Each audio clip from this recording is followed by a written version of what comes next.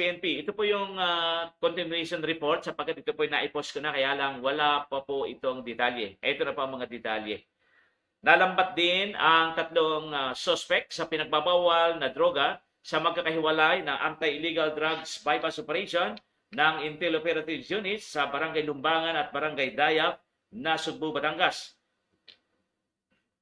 Excuse me. Sa pangunguna ni Police Major Dante Mahadas ang Deputy Chief of Police at Police Master Sergeant Jimmy Ilaw at Chief Intel ng Nasugbu MPS under the supervision of Police Lieutenant Colonel Ruelito Fronda, ang Chief of Police ng Nasugbu Municipal Police Station. Na-recover po sa dalawang suspect. Ito po yung unang operation. Ang 5 pirasong plastic sachet na may lamang hinihinalang tuyong dahon ng marijuana, isang unit ng cellphone, 200 pesos as marked money, at isang unit ng motorcycle. Ang inventory ng mga confiscated evidence ay ginawa kasama ang mga suspect at mga witness.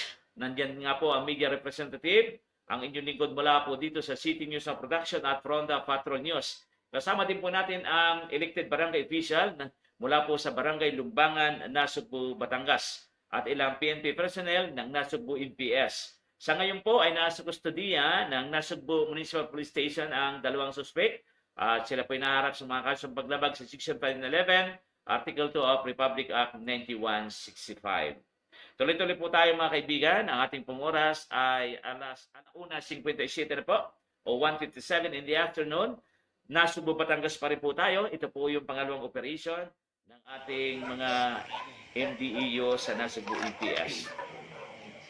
Arestado rin ang isang hinihinalang sangkot o isang lalaking hinihinalang sangkot sa pagtutulak at paggamit di umano ng pinagbabawal na droga o shabu.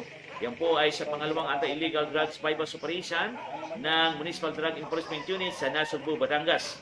Yan po ay sa pangkalatang pamumuno pa rin at pangunguna ni Police Lieutenant Colonel Ruelito Fronda, ang Chief of Police ng Nasugbu MPS. At na-recover nga po mula sa suspect ang 5 pirasong plastic sachet na may lamang hinihinalang bawal na droga o shabu, 500 pesos as marked money, at ang inventory ng mga confiscated evidence ay ginawa kasama ang suspect at ang mga witness.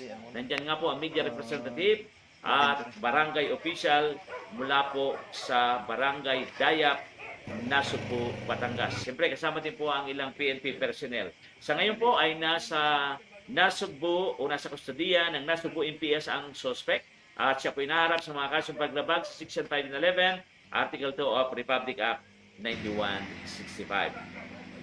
PNP Nasugbu, Batangas, well done mga sir.